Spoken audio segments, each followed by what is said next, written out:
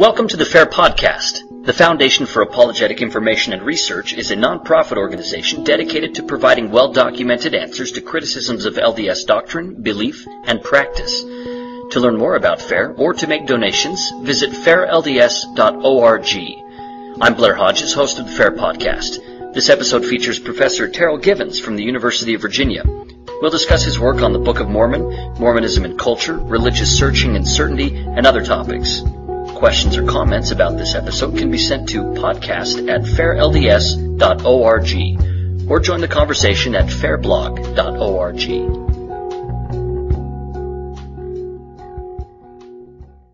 I'm joined by Terrell L. He's a professor of literature and religion and holds the James Bostwick Chair of English at the University of Richmond. He's a prolific Mormon author. Some of his books include Viper on the Hearth, Mormons, Myths, and the Construction of Heresy, By the Hand of Mormon, the American scripture that launched a new world religion, and People of Paradox, a History of Mormon Culture. His newest book from the Oxford Very Short Introduction series is on the Book of Mormon. Thanks for joining us today, Terrell.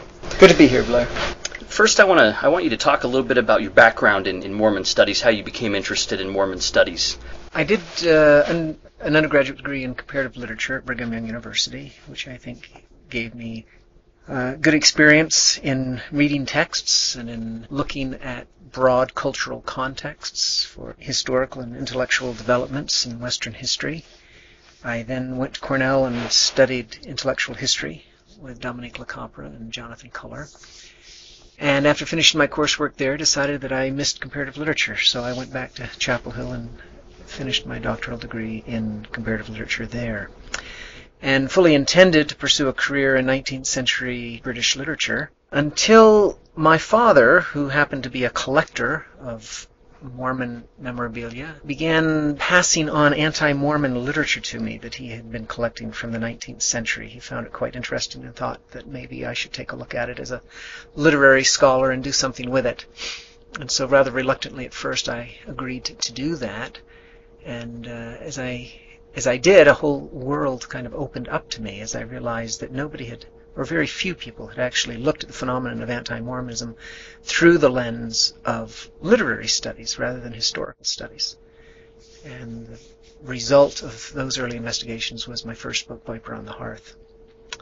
And after doing that book, I thought that I was going to go back to British Romanticism, when it occurred to me one day, soon thereafter, that the Book of Mormon was the most widely distributed book ever produced by an American, and there had never been written a single book about the Book of Mormon, published by a non-religious press. And when I raised that observation with Oxford, they invited me to work on a volume, which I then did, and that was the book you mentioned, By the Hand of Mormon. Now I seem to be firmly stuck in this field, for better or for worse. You mentioned you looked at anti-Mormon literature from a literary perspective rather than a historical one. What kind of questions would you bring to bear on that would differ from a more historical look? Well, I think that we've become more sensitized in recent years to the extent to which public perceptions of religious groups are largely mediated through culture, through media like popular fiction in particular. And so it turns out that popular fiction did really important and really interesting cultural work in the 19th century, insofar as it used the resources of literature and of literary representation and caricature to alleviate what I call the anxiety of seduction that seemed to be so widespread in the 19th century. Mormonism presented a unique challenge in American religious history insofar as it was widely perceived as a threat, as something that was alien and hostile to American institutions and values. But it produced, or it engendered, a unique phobia because Mormons couldn't readily be recognized as most foreign entities or other ethnic groups could be. And so it turns out that one of the functions that literature accomplished was to reconstitute Mormonism into a distinct kind of ethnic category. And the success with which that was brought off is evident in such facts as if you go to a reference library and look up Mormons in the Harvard Encyclopedia of Ethnic Groups, you'll find Mormons listed as an ethnic group. So I think in large part that's a result of a very effective campaign waged in the latter half of the 19th century to create Mormons, as I said, as a distinct ethnic group. When was that Harvard Encyclopedia done? Well, that's the current edition. So that's a reverberation from back then. Even you see that as kind of a carryover from the Absolutely. And, sociologists and historians disagree on exactly what nomenclature is appropriate for Mormons, but they all agree that something about Mormonism transcends mere denominational status. I mean, it's been called an ethnic group, a subculture, a global tribe, but it's clear that there is something, as I said, that renders them a distinct community in ways that other religious groups really aren't constituted. So then you moved on to the Book of Mormon, and I mentioned the Oxford book, the very short introduction. I wanted to talk about a couple of things in there. You decided to focus more on the content of the Book of Mormon there, as opposed to what you had done in By the Hand of Mormon, which was kind of look at the cultural history of how the Book of Mormon's been seen and used. What led to that decision? Well, the first problem that presents itself in writing about the Book of Mormon is how do you avoid the Book of Mormon wars? How do you avoid the fact that the Book of Mormon has always functioned for Mormons and for non-Mormons as a sign or barometer of the truthfulness of Joseph Smith's message rather than as a carrier of meaning in and of itself. And I wanted to avoid that, so the easiest way to do that in the first study was to just do a reception history, where I studied the impact, the way in which the Book of Mormon was used, viewed, interpreted, constituted by detractors and proponents. And that allowed me, to some extent, to avoid the question, is it true, or what is the spiritual value of this record? In the second project, which I did for Oxford, I thought that it was time to turn attention to the Book of Mormon itself. So one way that I did that was I tried to avoid even mentioning Joseph Smith until as late in the book as was possible. Because as soon as you mention Joseph Smith, he assumes center stage and the Book of Mormon recedes into the background. And so I tried to do just a kind of formal overview of the Book of Mormon. What are its themes? What are its main characters? How does it constitute itself? What is the narrative strategy that's employed? And I hope I carried that off. And that sort of approach seems to be a little different from what you saw early Mormons doing with the Book of Mormon. In By the Hand of Mormon, like you mentioned, you see it as sort of, they viewed it as a sign. Prophecy is back. Joseph Smith is a prophet.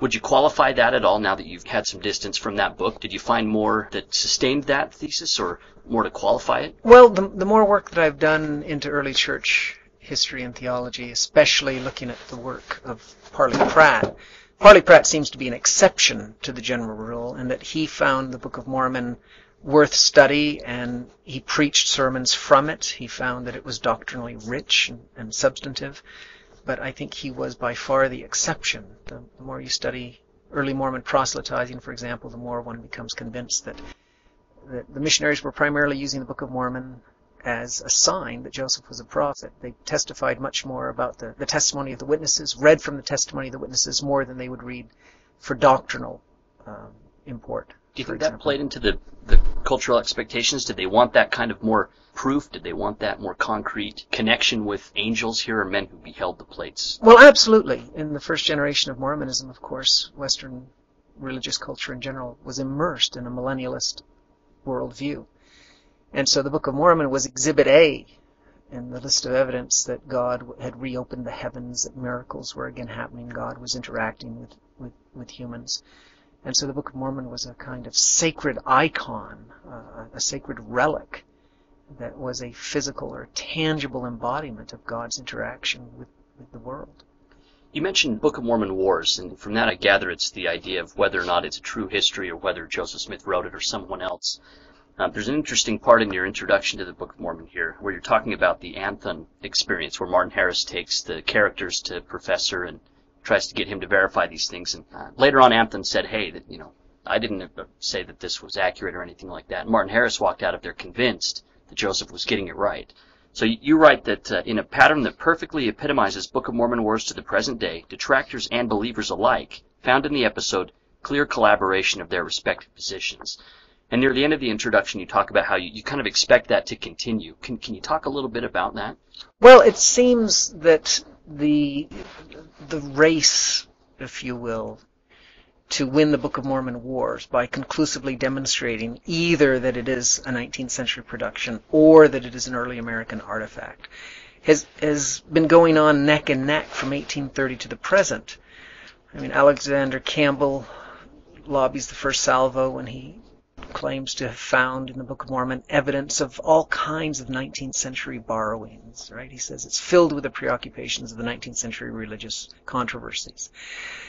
And then a few years later, Joseph Smith is excited because John Lloyd Stevens has come back from Central America and discovered ruins that seem to corroborate the Book of Mormon's story of ancient, highly sophisticated civilizations. And it's gone back and forth like that ever since. Archaeologists find stone altars in Yemen with an inscription of the name Nahum, which seems to corroborate Book of Mormon historicity, just as other anti-Mormon archaeologists conclude that there isn't a single whisper of evidence anywhere in the record in the Western Hemisphere to corroborate the Book of Mormon. Mormons invoke word prints or Hebraisms, and the opposition continues to uncover more and more examples of 19th century cultural similarities that are rather suspicious. And it's my personal belief that it will never be definitively resolved one way or the other. One thing that Alexander Campbell also brought up was the profound Christology of these supposedly pre-New Testament Israelites. And you talk a little bit about that in terms of prisca theologia. What do you mean by prisca theologia? How does that come to bear on the early Christology of the Book of Mormon? Well, this is another example of where the exact same evidence that supports Mormons in their faithful account strengthens the arguments of the opposition, depending on how you construe the evidence. In other words, Joseph Smith created a vision of the gospel as something that goes all the way back to Adam. And if that's true, then one would expect to find elements of the true gospel in all ancient traditions that precede by centuries the Christian era. And so when you find in a text like the Book of Mormon evidence that 600 years before Christ people were using his name and teaching his gospel, Mormons would say, well, see, that's just one more example of how ancient the gospel is. Whereas a non-Mormon would say, see, that's proof positive of the fact that we have all kinds of anachronisms here that undermine the historicity of the Book of Mormon. Okay, and in your study of the Book of Mormon, for this very short introduction, you close the book by talking about the impact that the Book of Mormon will continue to have on Mormons, and also it seems a hope that the more non-Mormons will gain interest in the book. But you quote a fellow named Sidney Alstrom. I believe he was a religious studies scholar. And in 1972 he said, "A few isolated individuals can still read the Book of Mormon as a religious testimony, but not even loyal Mormons can be nourished by it as they were a century ago." So he saw it as becoming more and more irrelevant. And what's your take on that? Well, I think what he said was demonstrably true up until the era of Ezra Taft Benson. And I think that he effected a successful paradigm shift in centering the Book of Mormon in the Mormon consciousness. And I think to this day it's far more common for members of the church to spend time studying the Book of Mormon on a daily or weekly basis than it is for them to be reading the Bible. And I think they do that and find exactly that spiritual nourishment which he thought was absent. In the introduction, you decided to focus on some of the themes of the Book of Mormon and bring a literary analysis to bear on it. And some of the things you point out are really interesting. I was interested in a very simple comparison that you made between the opening of the Book of Mormon and the opening of the book of Genesis. So if you opened up the Bible and began to read versus if you opened the Book of Mormon and began to read, you're getting a different account. Can you talk about some of the differences there? Well, the Bible is conspicuous as an example of cosmic history. It purports to give us the history of all things, of the created universe. And it begins with this kind of portentous in the beginning. And we have God, and we have chaos, and we have order coming into the universe. And then as the focus narrows, it only narrows very slightly insofar as we have told to us the history and destiny of great nations and great peoples. The Book of Mormon begins with the exact opposite kind of emphasis, where we're given a specific time, a specific place. We're in Jerusalem. It's 600 BC. It's the age of Jeremiah. There's a man named Lehi. He's not the leader of a nation or a great people. He's an individual. Very soon his life becomes preoccupied with very particular family problems and family divisions and issues.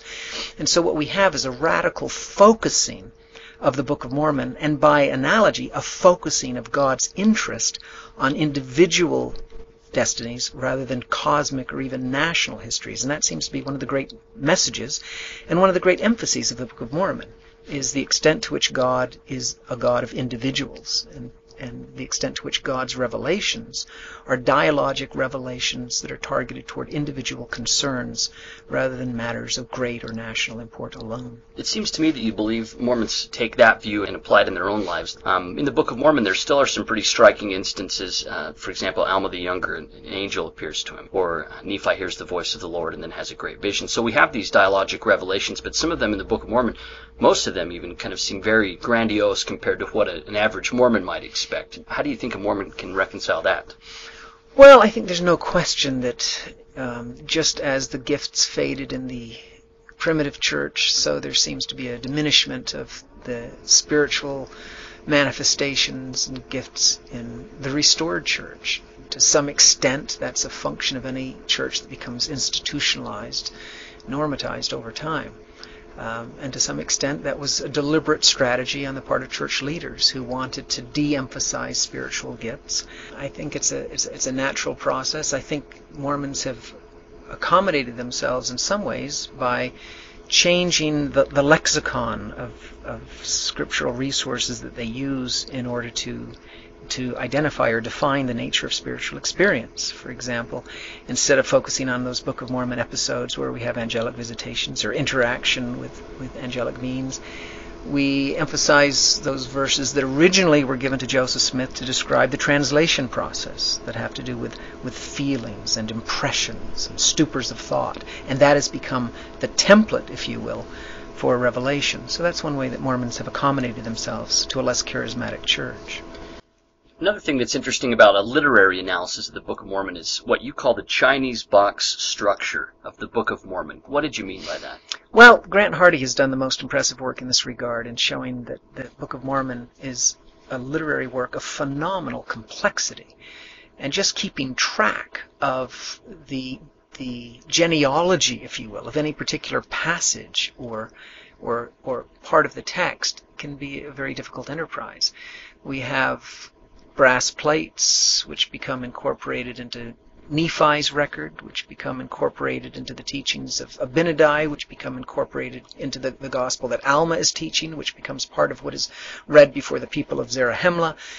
And so that's what I mean by this sense of Chinese boxes, that we have scripture that is incorporated and assimilated into ever new and ever burgeoning contexts in a way that doesn't just reveal a literary complexity, but I think it also says something about the nature of Scripture, that Scripture is infinitely recontextualizable, if you will. And is that what Nephi means by likening? Is that exactly? I mean, what we see in the Book of Mormon is Nephi as the midrashist par excellence, right? He can take any scripture and adapt it to his particular time and circumstance.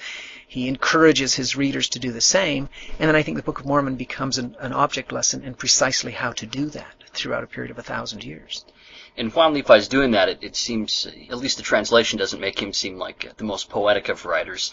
You mentioned that searching for literary wonders in the Book of Mormon is a bit like seeking lyrical inspiration in the books of Chronicles or Judges from the Bible. What are some of the lyrical inspirational bits that you have found there in the Book of Mormon that have impressed you? Well, I think that the poignance and the beauty of the Book of Mormon isn't to be found from any particular passages, though there are some of those scattered throughout. I think that the great dramatic intensity of the Book of Mormon comes from the contrast, the narrative structure that juxtaposes Nephi, who represents the dawn of Nephite history, an era full of hope and promise and great expectations, and this, I mean, the entire destiny of his people lies open before him, with full of promise and potential. And that's contrasted with the almost unbearably tragic story of Mormon, who personally witnesses the utter destruction of his people who were once so fair and delightsome, in his words.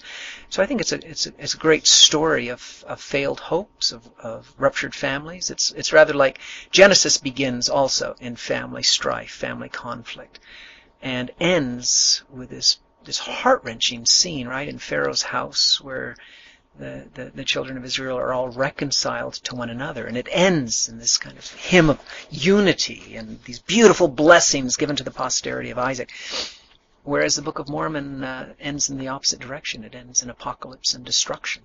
And the only glimmer of hope that transcends this tragic tale is the set of gold plates. So we have that in a pretty sizable book, and it takes a little time to, I think, dig that out. Why do you think God would use a book like that to get such a message across? Why this book? Well, that's a good point. Grant Hardy has made the observation that if the Book of Mormon was just to serve as a sign of God's dealings, he could have used a pamphlet. Why almost a 600-page work? Well, I think that if one looks back at the history of the Book of Mormon, one sees that there's been a very slow and very gradual growing appreciation for the value of its content. I've always been struck, for example, by the fact that the most radical innovation of the Book of Mormon in terms of a doctrine is the teaching of the fortunate fall. And yet Joseph Smith never commented on that doctrine as far as I can tell, nor did the Pratts. It's a doctrine that is repeated in the Pearl of Great Price, and yet it lay there buried and unnoticed and unappreciated. And so one wonders, well, how many other teachings or doctrines in the Book of Mormon have we not really plumbed the depths of because we haven't turned our attention to it with enough devotion and intellectual rigor? Yeah, that's one of the doctrines you mentioned in the very short introduction is one of the strikingly novel doctrines, as you call it, this idea of the fortunate fall. What's the most striking difference about that? Then talk a little bit more about the fortunate fall and how that comes to bear on the entire Christian cosmology. It's almost as if that is the missing piece to render Joseph Smith's theology complete, and we have completed it more or less by insinuation and inference. But Joseph, right, as early as 1832-33, he's already developing his ideas about the preexistence, the premortal existence of the human spirit.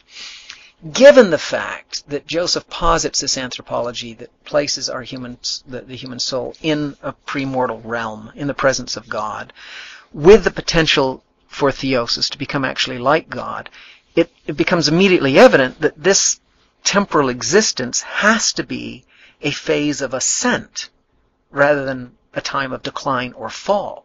And that's precisely what is taught in Alma. And yet Joseph, somewhat remarkably, used the language, the Protestant language of the fall throughout most of his ministry. He would refer to Adam's fall, to Adam's transgression, to the fall of man as something that had been remedied by the atonement of Christ. But the Book of Mormon, I think, gives a more accurate and plausible, sensible view, which is that there wasn't any fall. There was a transgression on the part of Adam, but the ascent, if you will, of the human spirits into the temporal plane was part of the process, eventually leading to theosis, not a setback. And this is a question that bears more on Mormon theology, and that's sort of the project that you're working on right now is a look at Mormon theology. Tell me a little bit about that project. I do have a contract from Oxford University Press to write a 2-volume History of Mormon Theology. And I'm attempting to do this by positing a few theses. First of all, I want to make the point that, as I said, as early as the early 1830s, Joseph already had fairly well limbed out in his own mind the entire plan of salvation. What he spent the rest of his life doing was filling in details and connecting dots, but I don't believe, as other historians have tended to emphasize, that there were dramatic shifts or changes or evolutions in his religious thinking. I don't think that... You're talking the periodization. Exactly. Right. It's become almost commonplace to say, well, there was a Kirtland theology, and then there's a Nauvoo theology, and then there's Joseph the Mystic. Well, certainly there's growth and development, but as I said, if you have the essential anthropology limbed out in 1832, preexistence, and we come here, the temple exists as that place where preexistent potential is actualized in terms of eternal, durable relationships that lead to theosis. That's the essential theology of Mormonism. And I think virtually every other doctrine and principle can be fit into that scheme in one way or another. And so that, I think, in part is what I am attempting to do, not in order to systematize, but rather to show the coherence of Joseph's thinking and to show the process by which that historically unfolded in the early church and beyond. And there haven't been very many works specifically dedicated to the idea of Mormon theology. We have Sterling McMurrin did some work on that. More recently, Blake Ostler has done some of his own kind of creative Mormon theology in some books from Koford. Why do you think Mormons haven't spent more time looking at the idea of theology in Mormon? Well, I think the view that has long prevailed and goes all the way back to Brigham Young, one can find in Brigham Young and his successors pretty vitriolic language referring to the enterprise of theology. Hugh Nibley very famously said theology is what happens when revelation ceases. And so I think Mormons have been very skittish of the word for that reason, and also because theology suggests to most Mormon minds a kind of stasis, and nobody wants to ossify a tradition whose underpinnings are in continual revelation. So the difficulty is, how do you write a historical theology without becoming normative? And that's one of the challenges that, of course, I'll face. Is I don't want to presume for a moment to be declaring or arbitrating when there are theological differences or disputes among various leaders who have spoken on theological issues. But if we consider theology as simply a kind of rigorous reflection upon our faith, then it's obvious that we can't, or at least we shouldn't, escape the burden of our own theology. In doing that, looking at historic thought, as you mentioned, you're going to find some contradictions. You're going to find some church leaders saying one thing and others saying another on various topics. There's a sociologist in the church, Armand Moss, and he has a really interesting quote that you use in your book, People of Paradox. Moss says, "Abandon certainty, all ye who enter herein. Never again will you enjoy the immunity to doubt and ambiguity that went with your previous life. But then the ability to live with perpetual ambiguity is also a trait that distinguishes adults from adolescents." And he's talking about the Mormon tension between certainty and searching. How is that borne out in your research? Well, I think that this is one of the great cultural challenges that Mormons face. Mormons can be distinguished from other faith traditions in many ways, but one of the most conspicuous to non-members and to visitors to our chapels is the rhetoric of certainty that one finds, for example, in a Mormon testimony meeting. It's an unusual kind of discourse to stand up and say not what you believe, not what your faith is, but what you know. And I think this creates an almost unbearable pressure on that segment of the Mormon populace who don't feel that they can testify with certitude. I think it's a little sad that Mormons tend to remember the spiritual gift that is given in the Doctrine and Covenants, that to some is given to know, but they don't read the rest of the verse that says, and to some is given to believe on their words. And so I think there needs to be more room in Mormon culture for not just the certitude, but the ever-searching heart as well. How could that room be created? Well, I think in part it could be created by a more accurate reflection on the life and ministry of Joseph Smith. Jill Durr once said to me that she thought the early church was a mixture of revelation, imagination, and negotiation. And I think that's a great way to describe the prophetic enterprise as Joseph Smith understood it. Joseph Smith was continually reaching out and striving and speculating at the same time that he was having theophanies and heavenly visitations. But he certainly understood that uncovering the fullness of the gospel was a proactive endeavor and not a passive one. I've always thought one of the greatest lessons of his life was that after he had shown the ability to translate plates from an unknown language like Reformed Egyptian, he hired a Jewish schoolmaster to teach him Hebrew, which is a pretty good indication that he felt that we have to add the hard work of perspiration to the gift of inspiration.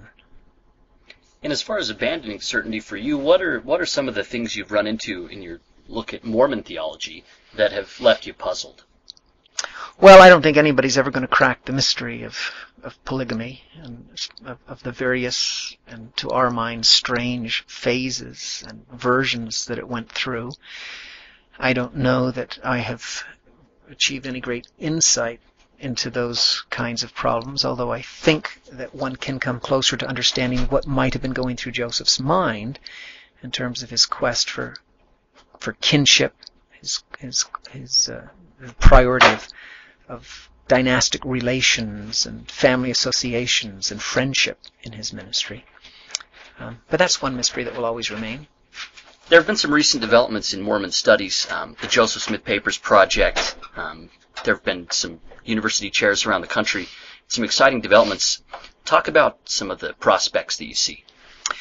Well, people talk about the late 1960s, 70s as the age of Camelot under Leonard Arrington, and I'm sure they were, but if that's the case, then this may be a second Camelot, I hope, they're about to enter into now. I think that the Mountain Meadows Massacre book, I think the generally positive reception of Rough Stone Rolling, which was a fairly honest and unairbrushed account of Joseph Smith, the rigor and openness with which the Joseph Smith papers are being produced, presented to the public, all of these are terrific signs of a general kind of maturity on the part of, I think, Mormon culture to address our past more openly and honestly.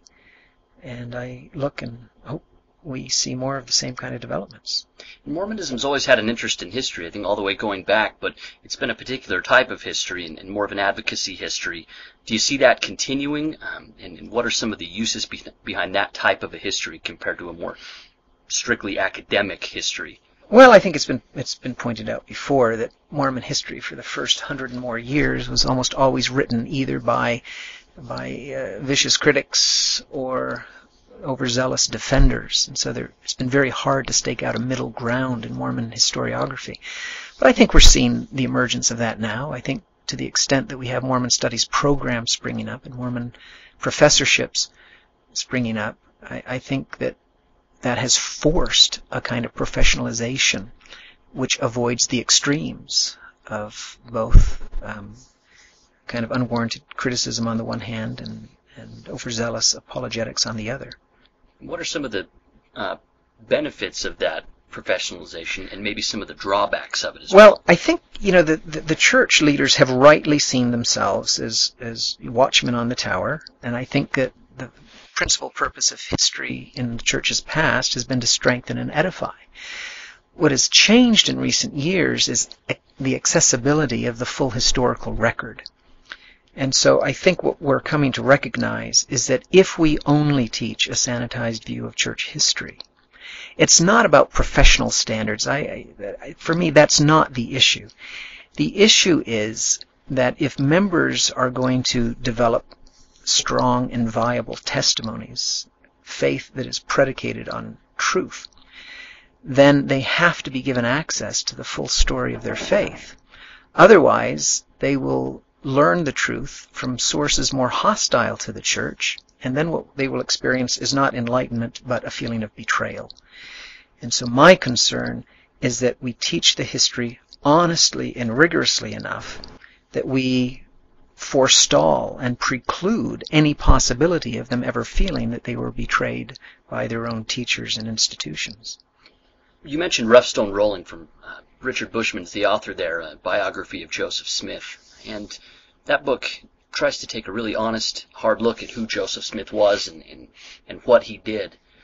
And in Bushman's very short introduction to Mormonism, he talks about outsiders looking at Mormons and saying, nice people, strange beliefs. And that kind of comes back to Joseph, this man who said he spoke with angels and had a set of gold plates and these kind of wacky things that we believe. Where do you find yourself there? You're a guy who likes to think. Well, yeah, it was Charles Dickens, I think, in 1851, who said what the Mormons say is absurd. What they do is mostly excellent. And Mormons have responded to that criticism by being complicit in what it implies. And here's what I mean by that. In the first several generations of Mormonism, from at least 1830 until about 1893, Mormons were portrayed either as frauds or philanderers. And Mormons were put on the defensive. And so the pamphlet wars largely became wars over things like the Solomon Spaulding manuscript or Joseph Smith's character. And then they became attacks on and defenses of polygamy from 1853 until 1893. Finally, in 1893, what the church discovered was that if they tried to represent themselves as Christians, as they did at the World Parliament of Religions, they were shut down. But if they tried to represent themselves as great singers in the form of the Mormon Tabernacle Choir, then they became America's sweetheart. And the lesson that they learned from that was that if we are willing to be seen by the world as a cultural entity, then we can be accepted and loved. But nobody will take us seriously if we try to present ourselves in terms of a particular theology or belief system. And that seems to me one of the reasons you did through People of Paradox was you were looking at how Mormons became more acceptable in American culture, and one of the ways they did that was through the arts, or we have the Osmonds, for example, and you've mentioned that if you put up some recognizable Mormons from the last 100 years, you're going to see people like Steve Young, you're going to see people like the Osmonds. You're not necessarily going to see an Einstein or a great American thinker. Do you see that changing in the future? Well, I don't know that it will. There's a pattern in the past that we could follow that would signify a paradigm shift, and that's the pattern that Parley Pratt exemplified in 1838. He was the first one, really, who, when confronted with a hostile press, in this case it was a series of articles written by the Methodist minister Leroy Sunderland, accusing the Mormons of believing in such outrageous doctrines as deification, Pratt's response was to say, "You bet we do, and here's why." And so he took the offensive, and he threw red meat to the critics and said, "You want to talk doctrine? Let's talk doctrine, and I'll go to the wall defending these things that you consider absolutely blasphemous and outrageous." Our attitude since then has been to downplay Mormon particularism, and the whole strategy reminds me sometimes of people in the lifeboats trying to get back to the Titanic. What we see time and time again in the contemporary Protestant world especially is that people are fleeing the old forms of Protestantism looking for an alternative. What Mormonism offers is a radical, dramatic alternative to creedal Christianity. And it just seems odd to me that Mormons often run from rather than embrace that radical difference. There's a strange tension there, too, even within the church. For example, President Hinckley's interview, I believe it was with Larry King, where he, whoever the interviewer was, brought up the idea that God was once a man, and President Hinckley sidestepped the question. But then in the next priesthood manual that came out, the Joseph Smith manual, we have a bunch of selections from the King Follett Discourse. So we have this. Do you think that's more of a public versus private, or do you see Mormons taking a step away from the particularism, even within the church? Well, I think there's divided sentiment in the church. I think there's divided sentiment within individuals. I think there was divided sentiment within Joseph Smith's own mind. If you look at the Articles of Faith, it's a strange schizophrenic document, because he begins by saying, "We're just like you. We believe in God, Christ, and the Holy Ghost." And then in the very next breath he says, "But we completely reject all of Christianity's teachings about inherited guilt and original sin. But we believe in the Bible. But we also believe in the Book of Mormon." But he doesn't talk about preexistence. He doesn't talk about exaltation. So in part it may be just a question of tactics. When is it appropriate to lead out with a radical doctrine? When is the danger of alienation and estrangement so great that we have to soft pedal some of the more iconoclastic teachings? So I don't presume to know. I just think that we should be aware of the fact that, as I said, Pratt and others have shown the possibility of a more vigorous and robust approach. You mentioned Parley P. Pratt and the way that he engaged the pamphleteers. It seemed that he spent quite a bit of time writing and responding and also engaging in thought with other religionists of his time. Have you finished the book on Parley P. Pratt? Matt Groh and I have finished the biography of Parley Pratt. It's now circulating with some fellow scholars for their comment and criticisms, and when we work out our last revisions, we will be sending that to the press in the next few months. Did anything surprise you as you looked at Parley Pratt? I assume that's the closest you'd looked at him. Yes, it was. I think I was surprised by a few things. One was I knew that he was important as an early theologian, but I hadn't begun to fathom the extent to which the Mormonism that we today believe and practice was given its essential form and shape by Parley Pratt. It would be impossible to exaggerate the extent to which he gave systematic order and form to Joseph Smith's theology.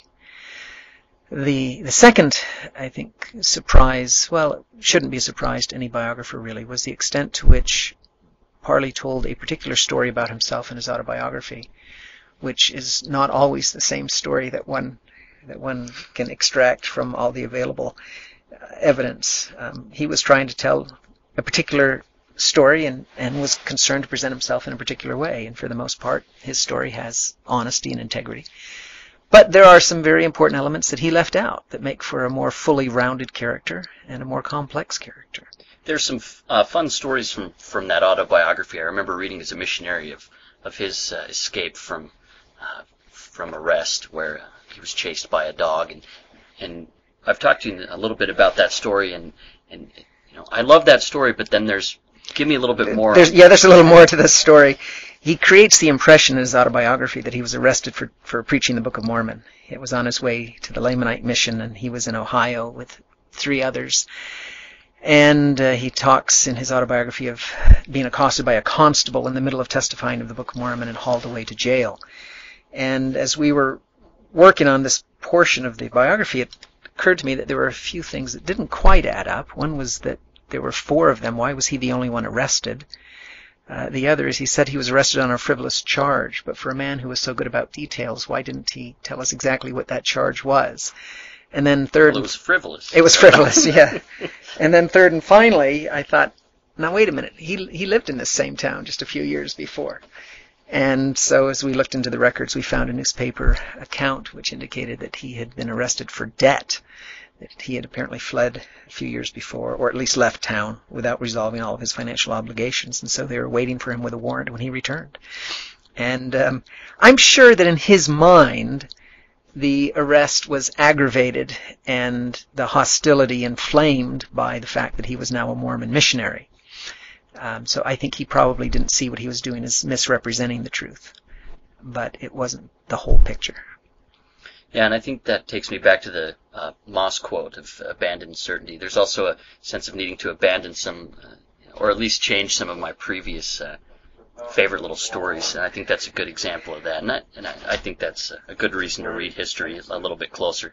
Another book that you've written that we haven't mentioned yet, When Souls Had Wings, was published by Oxford, and it's a historical look at the idea of preexistence. What got you interested in that? Well, there's a long genealogy behind that book. I'd start by saying that one of the most interesting things about Joseph's view of restoration was that the first revelation he received in 1829 that mentioned the church referred to the establishment of the church. And that was published as Section 4 of the Book of Commandments. When he recast that for Section 5 of the Doctrine and Covenants, he changed the language in highly significant ways. He had the Lord referring to the coming forth out of the wilderness of the church. And he deliberately took that language from the Book of Revelation. And what happens in that allegory that is given us by John is that the church is not taken from the earth, but it retreats into the wilderness where it is nourished. And this reading came to me from my wife, who I think with her Catholic background and sensibility perceived that this is a very different paradigm of the restoration and apostasy, because what it suggests is that the truth was never completely gone from the earth, that the Spirit has always nourished honest in heart people. President Kimball used to say, when God doesn't have prophets, he speaks to the poets.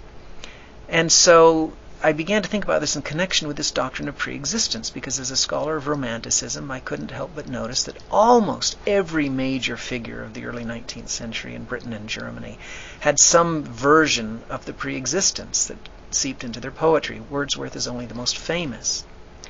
So I decided to do a study inspired by what I thought to be Joseph Smith's model of how truth operates in the world, to see where else has this idea appeared.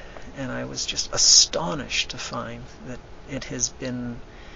it's appeared in religious texts going back to 2000 BC in Mesopotamia.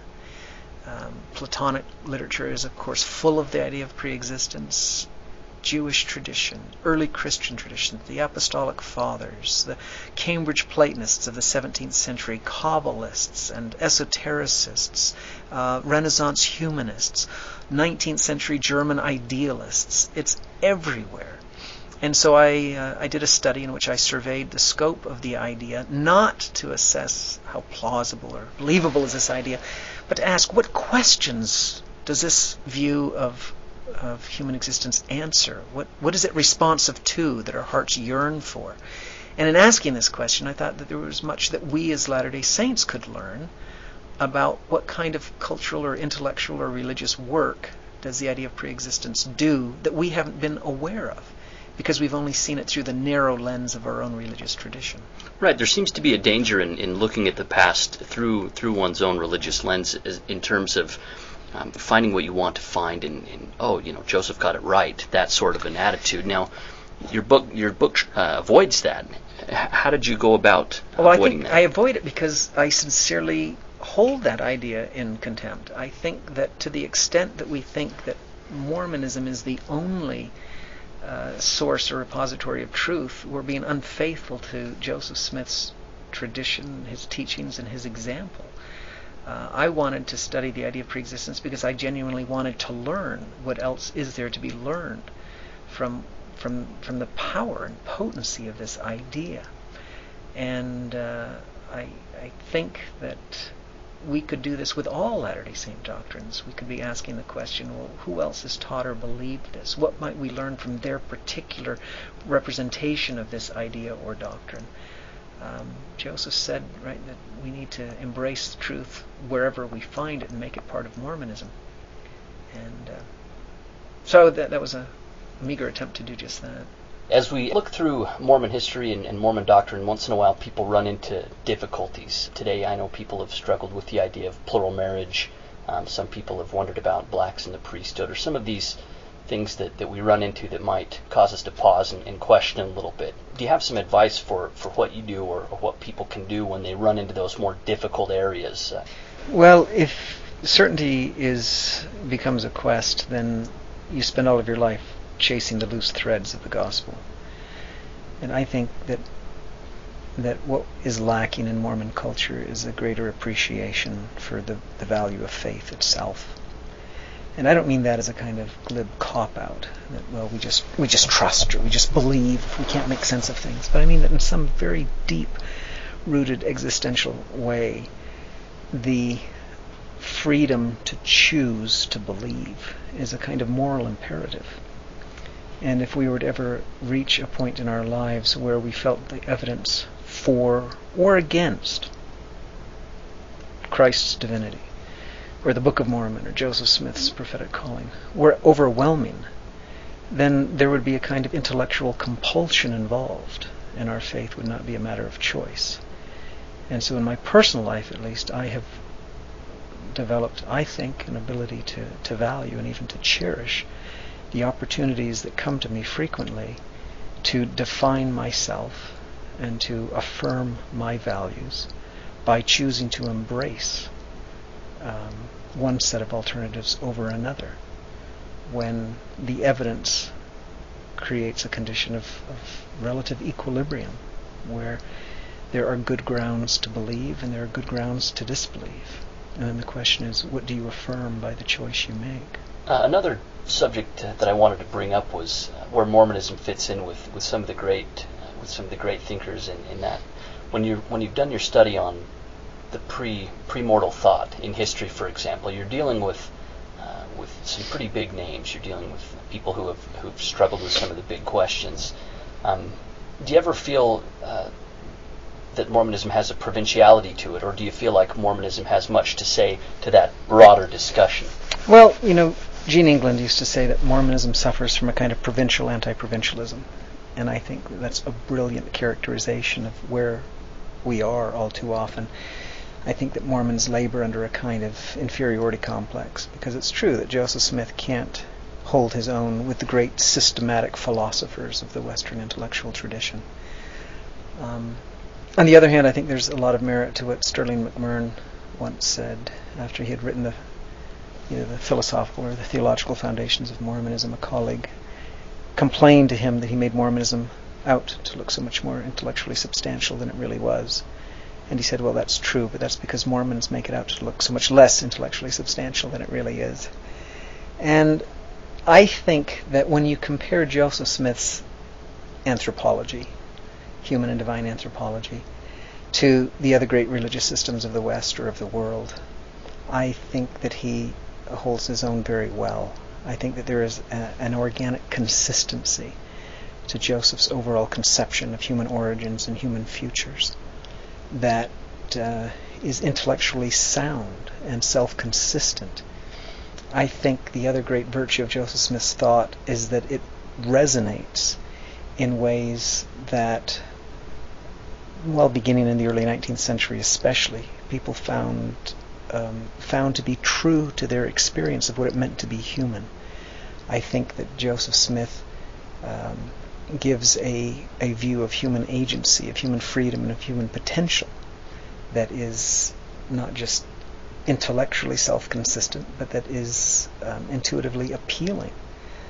So I find that Joseph Smith actually fares quite well the more one delves into his writings and thought. As Mormonism becomes more of a global faith, it obviously faces some challenges when it's trying to appeal to different cultures or trying to get the message in different areas of the world. And what are some of the ways you see the church as embracing more of a world perspective and maybe a little bit less of that provincialism? Well, there are two questions here, it seems, that are really intertwined. One is, to what extent has Mormonism really been shaped and become indistinguishable in some regards from an American cultural inheritance? But I think it's also an interesting question to ask, to what extent has Mormonism become indistinguishable from a certain Protestant inheritance? I mean, we have many aspects of our religious culture that we think are tenets of the Mormon faith that actually are more just a kind of Protestant carryover. I'm thinking, for example, of the tendency to be much more literalist in our reading of scriptures than is typical of most others, and that's something that we inherited, I think, from a particular kind of Protestant literalism that influenced Parley Pratt and many of his contemporaries. I think culturally we have a lot of baggage that I think, for instance, of the Protestant work ethic as something that has infused Mormon thought. The fact that we have the beehive as a symbol means that we value activity to such an extent that the contemplative dimensions of life sometimes get pushed way too far to the side. I think our vocabulary reflects a kind of obsession with busyness that at times can be a little concerning. We talk about temple work and work for the dead, and Mormons aren't devout, Mormons are active or inactive. And I think that as a result we tend to be deficient in the area of creating a great devotional tradition and a great devotional literature that can be so rich in other religious traditions and is lacking in our own. What are some examples of that? As a person so interested in literature, what are some things from outside the LDS tradition that you've found to be a good devotional literature? You mean just in my own personal reading? Yeah. Well, I find the Cambridge Platonists to be an especially rich and wonderful and inspiring group of writers. I'm thinking of people like Henry Moore and Thomas Traherne. These were a group of Cambridge clergymen who were absolutely committed to the idea of human preexistence and to what they called the idea of deification, but were extremely pious, devout, just spiritually centered individuals. I think there are many fathers in the early church tradition.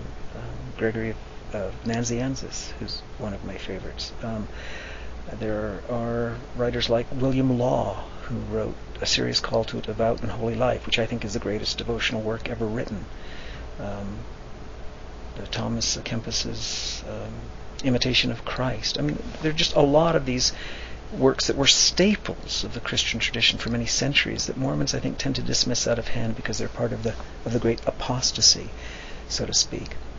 And I think it may have been against such an attitude that Moroni was warning future readers. He warned not only to beware lest you call that which is good to be evil, but also, or not just that which is evil to be good, but also that which is good to be evil.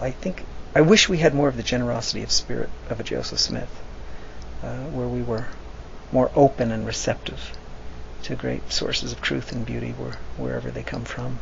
Do you see that coming out more recently? Is that there seems to be kind of an openness to and reaching out. And it seems to me it kind of began even more with President Hinckley, where he seemed to be very ecumenical. Well, there's certainly a much more of an ecumenical emphasis in recent years, which I applaud. I haven't seen that extended to the area where, as individuals, we tend to think that other traditions have a lot to teach us. So I think there's still room for good developments in that regard. To that end, we look forward to seeing what you come up with for the theology volumes. Do you have a projection, a general guess as to when that will be ready? Well, I'm hoping that the first volume should see print early in 2013. Well, we'll look forward to it. Thank you very much. Thanks for joining us today. You bet.